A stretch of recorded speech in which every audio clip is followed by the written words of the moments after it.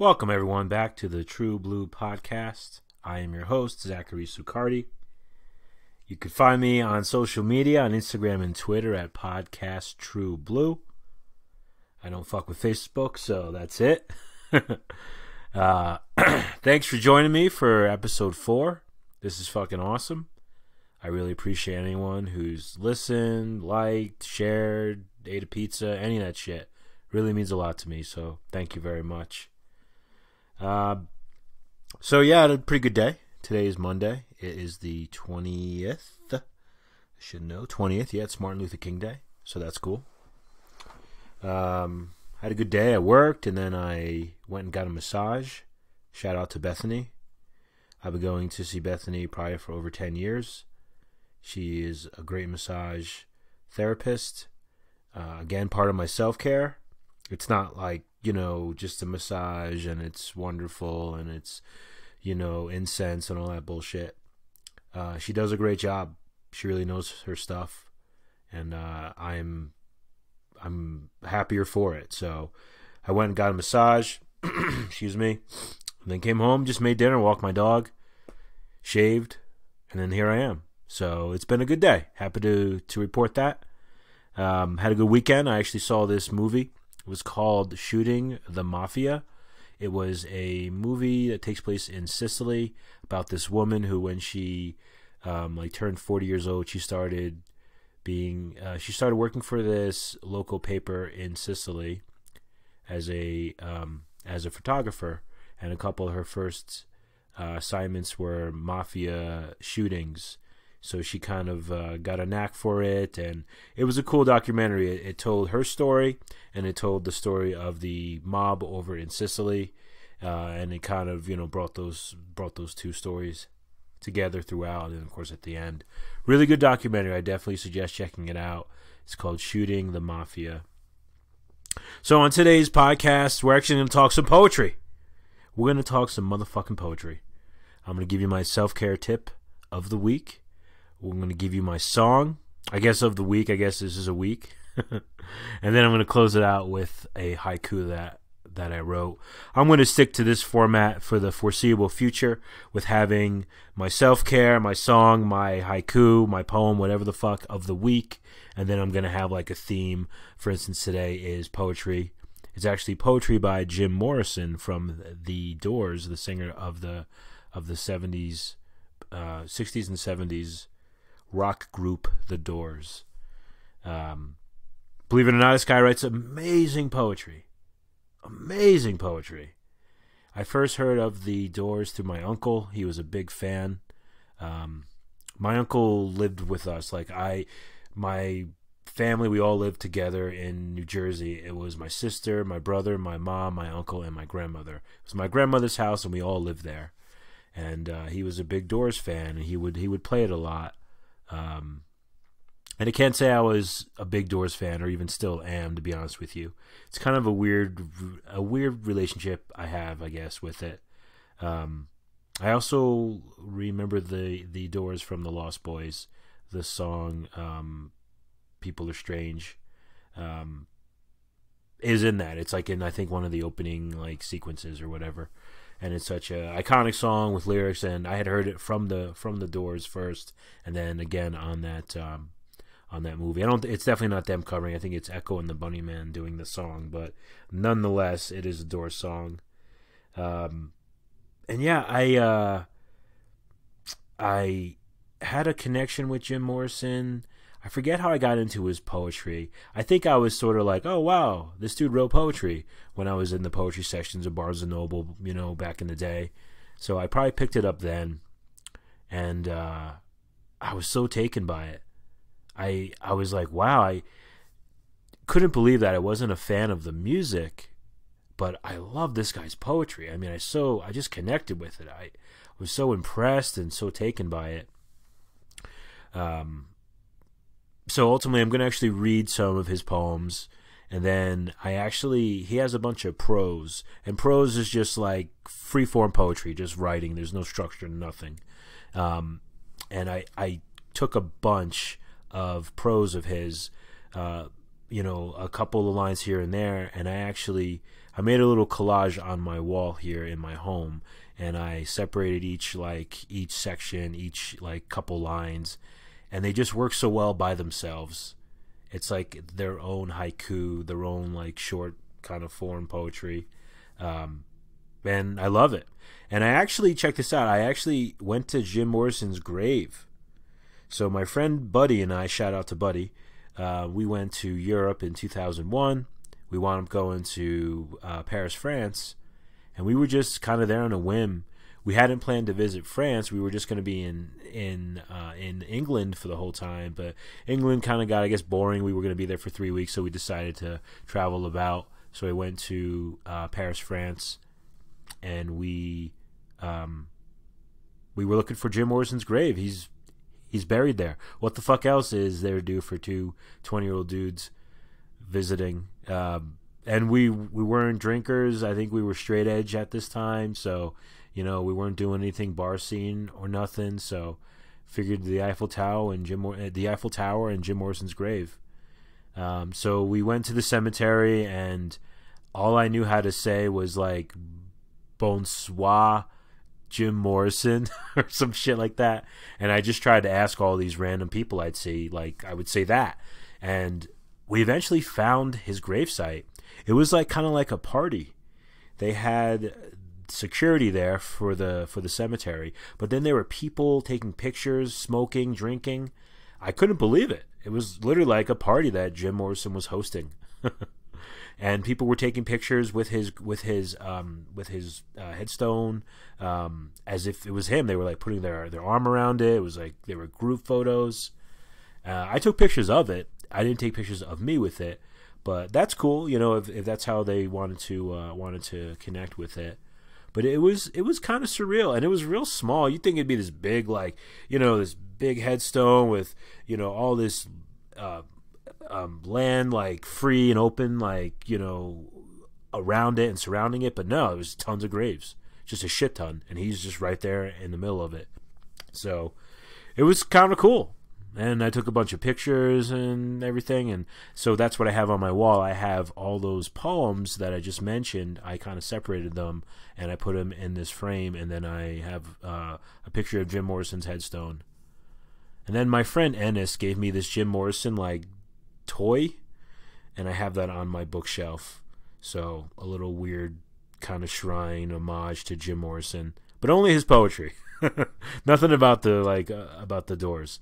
I'm sort of joking, but I'm also kind of not. So okay, I'm gonna read some of his poems, ones that I just love. That I've had his poetry books for a number of years now, and I mark up all my poetry books.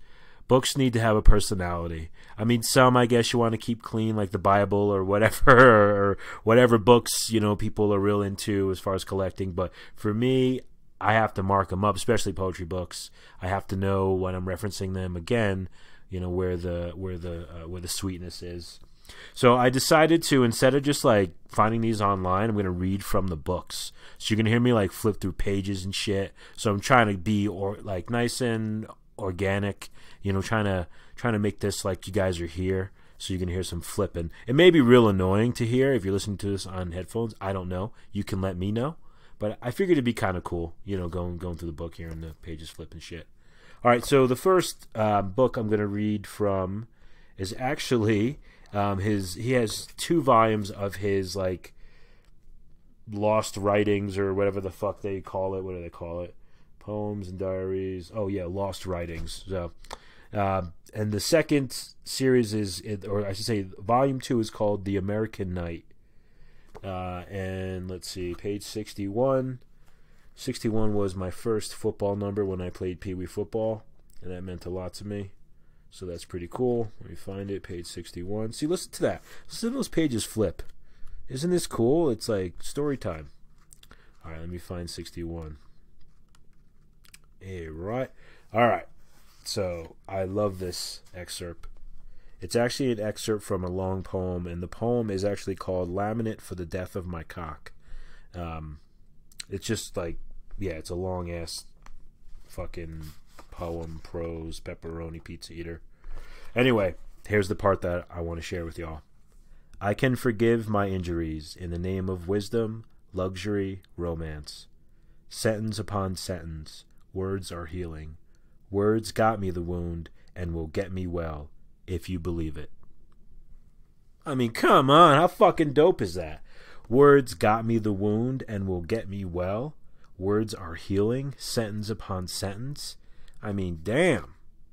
And I love how it starts off, I can forgive my injuries in the name of wisdom, luxury, romance.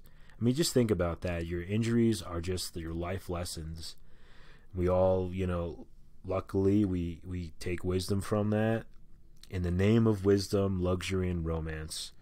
This was one of my favorite excerpts from it. So I marked it off and was so happy to share this. Remember, everyone, words are healing. That's good shit. All right, so the other 3 ones are in his first book. It's volume 1. It's called Wilderness.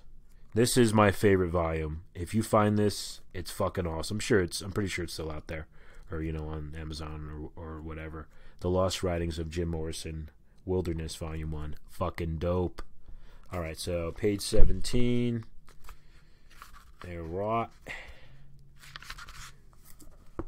Let me just be clear. None of these have titles. He just wrote. He really didn't really, other than that laminate of the death of my cock one, that has a title. I mean, damn, the word cock is in it. But this does not have a title, and most of them don't. Just want to be clear.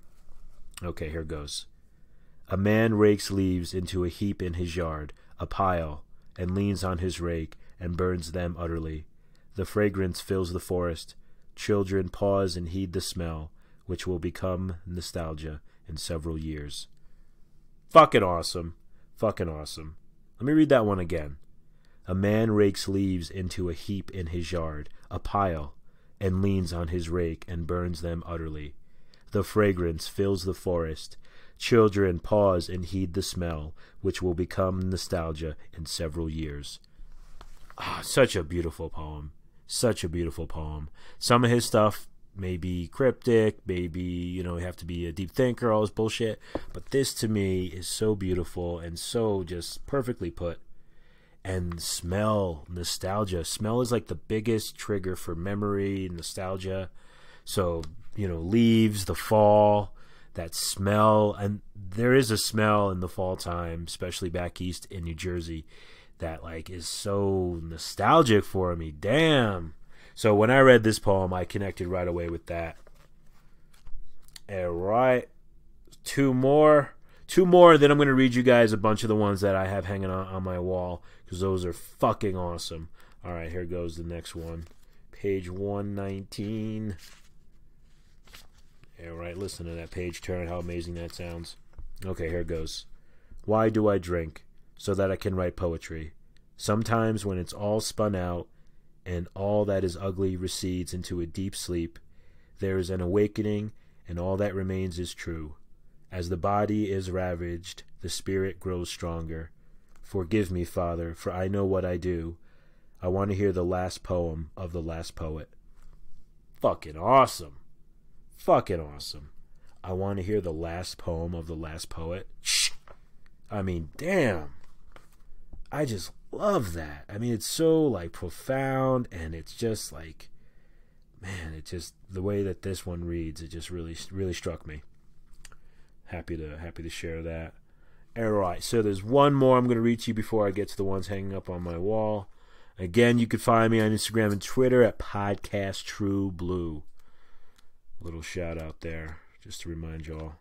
What the fuck is this, page 80? Is this it? Oh yeah, here it is. This is a fucking awesome part. I'm going to read this one probably a couple times because it's good.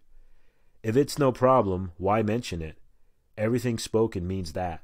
It's opposite and everything else. I'm alive. I'm dying. Fuck yeah. Even my dog agrees. Fuck yeah. I'm going to read it again. If it's no problem, why mention it? Everything spoken means that. It's opposite and everything else.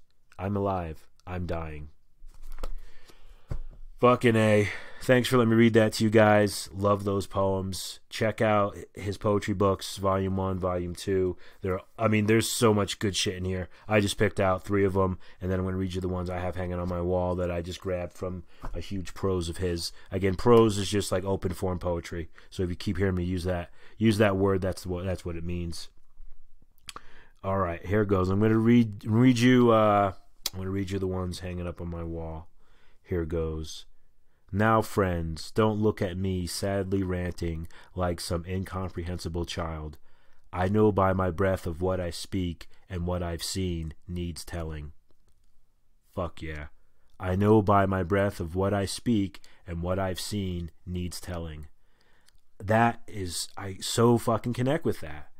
I really feel like just doing this podcast, expressing my whole fucking life to my friends and just connecting and talking and conversation and prayer and music. I know by my breath of what I speak and what I've seen needs telling. And honestly, I think we can all hopefully say the same. Express yourself. Even if you're writing in a fucking journal, it needs telling. All right, and the second one I have. Funny, I keep expecting a knock on the door. Well, that's what you get for living around people. Love that one. I'll read it again. Funny, I keep expecting a knock on the door. Well, that's what you get for living around people. I mean, right? I know I do this with my phone. I will literally think, because I keep my phone usually on silent or sometimes on vibrate, right? And sometimes my phone won't even be in my fucking pocket, and I'll like feel my leg like almost vibrate, and I'm like, oh, someone's hitting me up, and it's not even in my pocket. It's so weird. Kind of the same thing here. Well, that's what you get for living around people. All right, so the next one here. In the East, in the cities, a hum of life begins. Now come. Then I'm from the East Coast. This one really spoke to me. There's so many damn cities there. Everything's so fucking close. I just like how it says, a hum of life begins. It's like a hum, literally. You can hear it. And then it says, now come. Very simple, 2 words, now come. Get your fucking ass over here. A hum of life begins. It's fucking dope. I drink so I can talk to assholes. This includes me.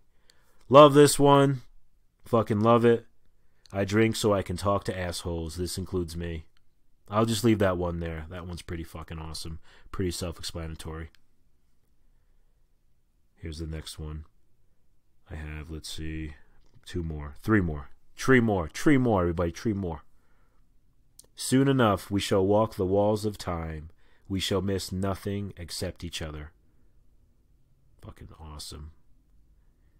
Soon enough we shall walk the walls of time. We shall miss nothing except each other. How beautiful is that? I mean, really, all the bullshit we have, all the material shit, ain't shit. Each other. It's all we have. We shall miss nothing except each other. Fuck yeah. All right, here we go. In my deepest inner mind and in the minds of others, I am. Fuck yeah, listen to that shit again.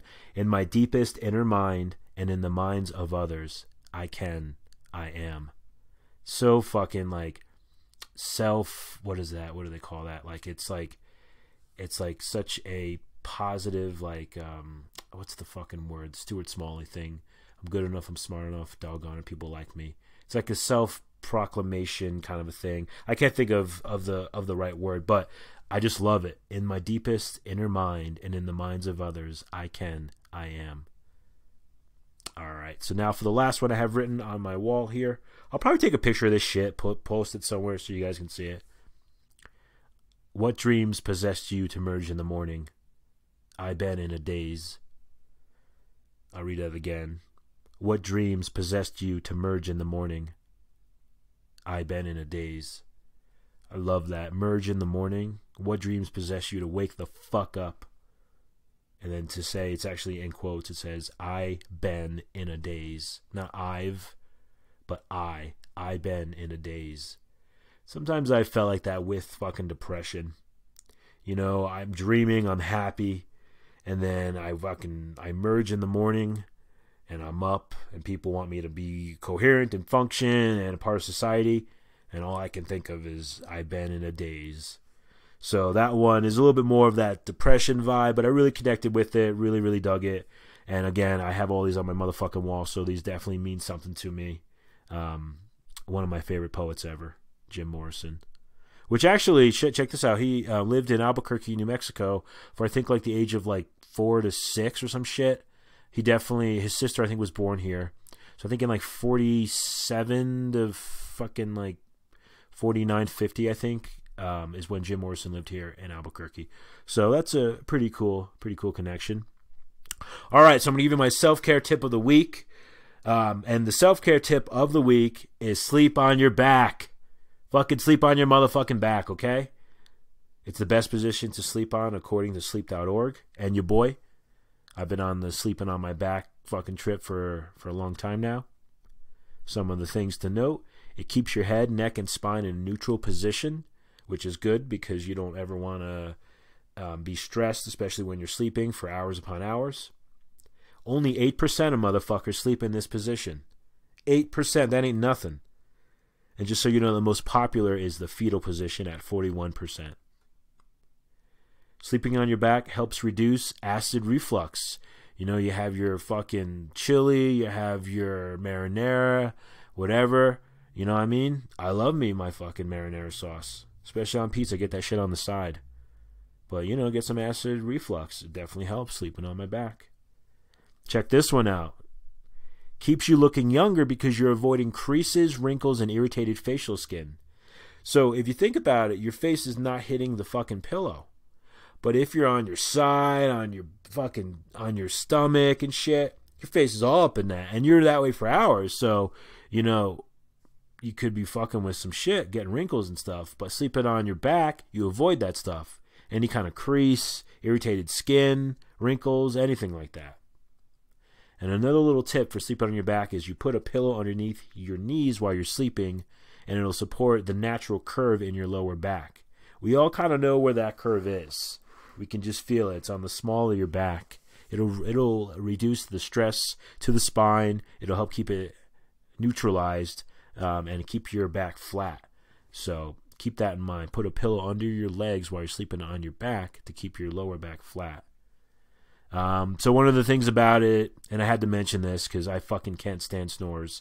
It's not good for snoring or sleep apnea. I believe sleeping on your side is the preferred sleep apnea position. It's also, I think, good for people who snore. So if you got a motherfucker who's snoring, or, you know, whoever, have them sleep on their side. Not good for wrinkles, though. Just got to remind y'all. Know what I'm saying? So, yeah, sleep on your back. It's really tough. I know sometimes I'll even wake up and I'll like want to sleep on my side, or my dog sleeps in the bed with me and she wants to like cuddle and wedge herself. So much so I can't even like lay on my back where my arms are like down. One of my arms is like out to the side. That's not good for your arm, for your shoulder. So if you can, sleep on your back. This is a very important tip. I mean, we spend so much of our fucking lives sleeping. You hear all this shit, just like I shared last week with the water thing. You hear all this shit about getting 8 hours of sleep and making sure that you're sleeping in the right position. All right. Oh, geez. Again, another water burp. Shout out to the water burp. All right, so I'm going to finish out here with my song of the week, and then we're going to do the poem. I'm going to give you one of my poems. You know what I'm saying? I'm going to give you one of my poems. All right, here goes. So the song of the week I chose was by a band called Dead Kennedys. The song is called Nazi Punks Fuck Off. It's on an EP called In God We Trust, Inc. I actually got this on a it was the Plastic Surgery Disasters In God We Trust, like it was like a compilation. It was the EP and that album put into one CD. And Dead Kennedys was one of the first punk bands I ever got into. Just the name alone, Dead Kennedys, I knew was fucking trouble. I thought, this is a dope-ass name. And just their imagery and everything, I'm like, I gotta check this band out. It just drew me in right away. I even had a Dead Kennedy shirt in high school, and I was straight edge while I was in high school, and the shirt said, "Too drunk to fuck." And honestly, it helped me understand the difference between T-O and T-O-O because of this shirt. Too drunk to fuck. So I knew too meant like too much. So I've been able to properly use it in my grammar thanks to the dead Kennedys. And then this song is just so dope. I mean, Nazi punks, fuck off. There was a sect of idiot-ass punk rockers in the 80s and shit who were into Nazism. It seemed to show up at shows back in the day. I mean, in probably even in recent years and in the 90s and shit. And this song is telling those motherfuckers to fuck off. And it's pretty simple. It's aggressive. It's saying that if you're a Nazi, if you're racist, or any of that shit, then fuck off. Get the fuck out of here. And yeah, this is just such a great song. Such a punk song. Nazi punks, fuck off. I mean, sure, it has the word punks in it, but it tells you to fuck off. It tells the Nazi, it's so aggressive. It's so perfect. It was like, for me as a teenager, it drew me right in. Just a couple things I wanted to mention. This song is so caught in my head that when I see like punk rockers walking on the street, I'll be in my car or like whatever, they'll be at it like nowhere, or, I'm not just at a punk show. I'll literally sing this song to myself. I'll go, Nazi punks, Nazi punks, Nazi punks, fuck off. And mind you, they're not Nazi punks I'm seeing. They're just regular punk kids and shit, regular punk rockers and shit. But this song kicks in. So it's just sort of a funny thing that I kind of do. It like triggers right away when I see those mohawks and shit. It's pretty funny. And then some of the lyrics I wanted to mention in this song. The second line, he says, "Punk means thinking for yourself." Punk means thinking for yourself. I fucking love that. Punk rock doesn't mean all this other bullshit. All this other fashion, all these other attitudes, all this other discrimination and hate and fucking bullshit. It means thinking for yourself. To be a punk, it means thinking for yourself. And I fucking love that. And then to finish the song, he says, "You'll be the first to go, you'll be the first to go, you'll be the first to go, unless you think." Unless you think. Use your fucking head. Think for your fucking self. I can't express it enough. I'm so emotional. My dog is sitting on my bed now. She's up and she's like, "What's up? You okay?" But I'm okay. It's all good, Lou. We're gonna finish off with this poem. I think my dog needs to get down. She's like waving her tail. Hey, Lou, just chill. We're almost finished, okay? Be a good girl. All right, here goes. So this is a poem that I wrote. I think I have it on my Instagram.